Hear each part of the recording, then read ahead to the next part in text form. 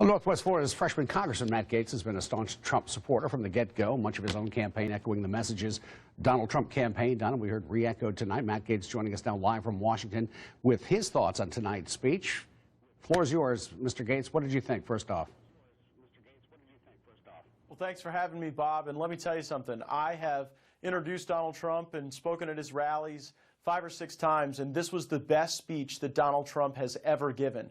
You know, for the 7 out of every 10 viewers that we have who voted for Donald Trump, you heard a strong law and order message. You heard a push for bold conservative reform. And we also had a lot of specifics about how we would implement health care reform, how we would secure our border, and a real emphasis on rebuilding our military and fighting for veterans who are in desperate need of meaningful health care. But even for those who didn't support President Trump, there was a real message of unity and coming together. I think he showed that he understood priorities that might not be priorities for his base, but that are important themes for the country, bridging the divide that exists and working together towards common solutions.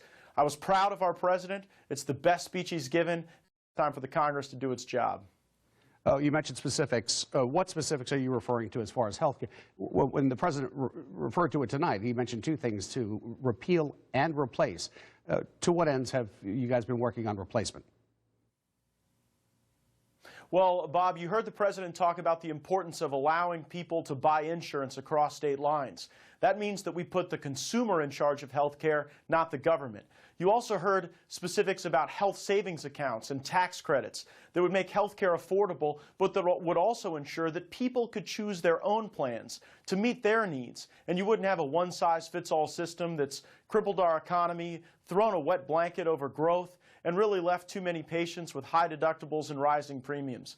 Those are the types of specifics that we're going to be working on and honing in the Congress in the coming weeks, and my hope is that we'll have the type of bill that President Trump described on his desk in short order. I've been fighting to ensure that we get state flexibility over our Medicaid program. That was another theme referenced by the president in his specifics on health care.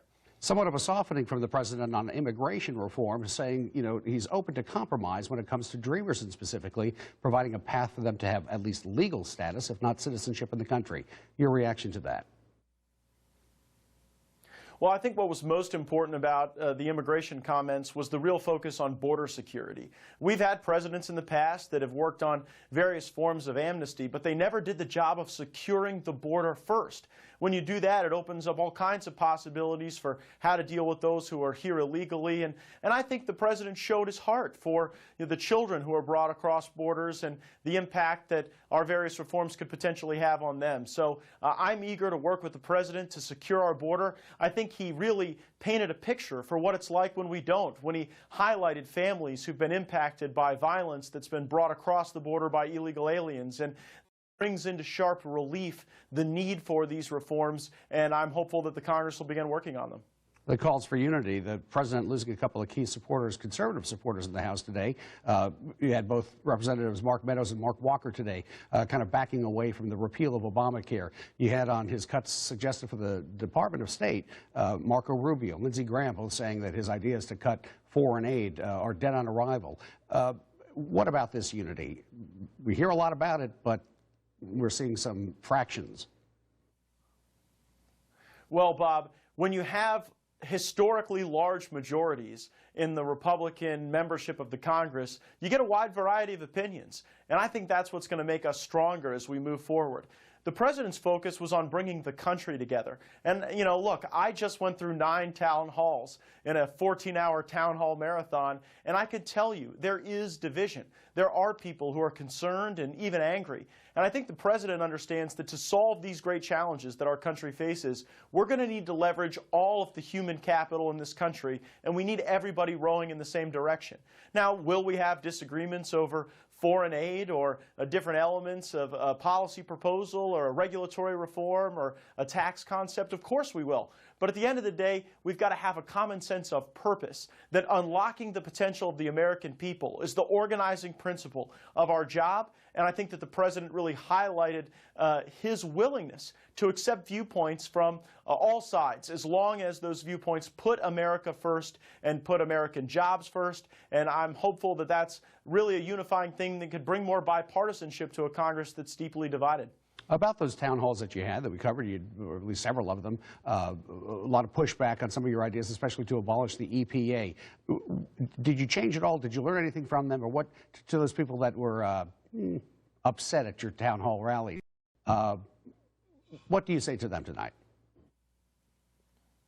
Well, I would tell them I'm their congressman, too. And, you know, Bob, just like President Trump, I got about 7 out of every 10 votes in our viewing area and in our district. And so I'm confident that Northwest Florida wants a bold conservative congressman.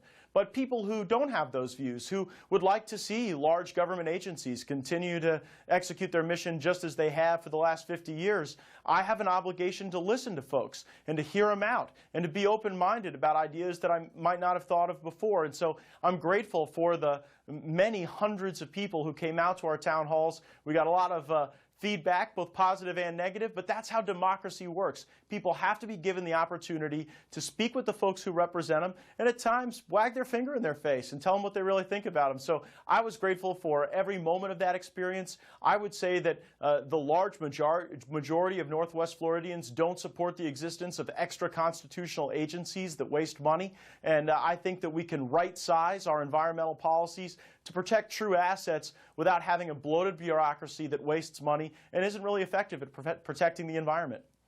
Matt Gaetz, Northwest Florida's freshman congressman, thanks for joining us tonight. Thanks for having me.